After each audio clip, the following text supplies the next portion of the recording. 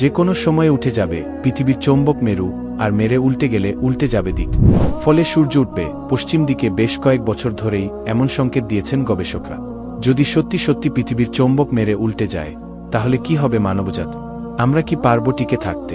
পৃথিবীর চৌম্বক মেরু কিভাবে উল্টে যাবে বা উল্টে গেলে আমাদের কি ক্ষতি হবে তা বোঝার আগে বুঝতে হবে চৌম্বক ক্ষেত্রটি কি আর কিভাবে কাজ করে।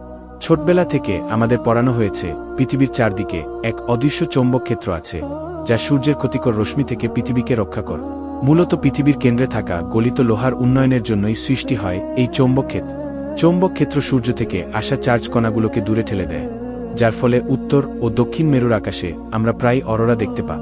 এছাড়াও বিমান জাহাজ বা আমাদের ফোনে গুগল ম্যাপ ও এই চৌম্বক ক্ষেত্র দিয়ে এই দিক নির্দেশ করে। এমনকি অনেক পাখি ও সামুদ্রিক প্রাণীও চলাচলের জন্য ব্যবহার করে পৃথিবীর চৌম্বক ক্ষেত্র। পৃথিবী নিজ অক্ষের উপর 2-4 ঘন্টা একবার ঘুরছে, ফলে এই কেন্দ্রে থাকা গলিত লোহা ঘটছে। এই ঘোরার জন্য চৌম্বক ক্ষেত্র প্রায় দিক পরিবর্তন করে, কিন্তু সেটা খুবই অল্প পরিমাণে, যা আমরা ধরতে পারি না। গবেষকরা পুরনো গাছের গুড়ি, মাটির ধারণ ও বিলুপ্ত প্রাণীদের ফসিলের গবেষণা করে দেখেন ঘরে প্রায় 2 থেকে 3,000,000 বছর পর পর পৃথিবীর চৌম্বক মেরু পুরোপুরি উল্টে যায়। আর যখন যখন এটি উল্টে গেছে, পৃথিবীর প্রাণীকুলের উপর নেমে আসছে ক্যাম, অর্থাৎ প্রাণী জগতে বিরাট এক অংশ বিলুপ্ত হয়ে গেছে, যাকে বলা হয় ম্যাচ এক্সটেনশন। এর কারণ হচ্ছে উড়ে যাওয়ার সময় চৌম্বক ক্ষেত্রটি প্রায় 9 পর্যন্ত দুর্বল হয়ে যায়।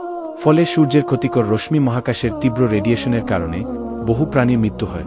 সর্বশেষ চৌম্বক মেরু উল্টে গিয়েছিল 7,800,000 বছর আগে, অর্থাৎ আমরা নির্ধারিত সময়ের থেকে অনেক এগিয়ে গেছি। তাই ধারণা করা হচ্ছে যে কোনো সময়ে উল্টে যেতে পারে চৌম্বক মেরু। গবেষকরা দেখেছেন 1880 সাল থেকে পৃথিবীর চৌম্বক ক্ষেত্র অস্বাভাবিক হারে দুর্বল হয়েছে। এমনকি সাউথ আটলান্টিক এমনই অঞ্চলে উপর তা একেবারেই অকেজো বললেই চলে।